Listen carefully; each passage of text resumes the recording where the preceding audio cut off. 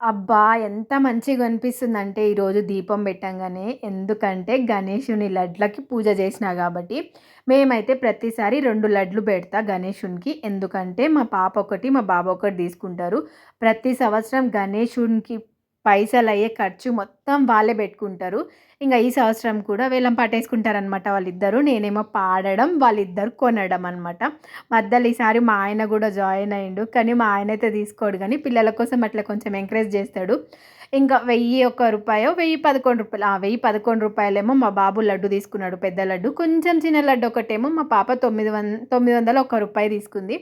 ఇంకా ఈ సంవత్సరం అయితే గణేషునికి 800 పెట్టి గణేషుని తీసుకున్నాం.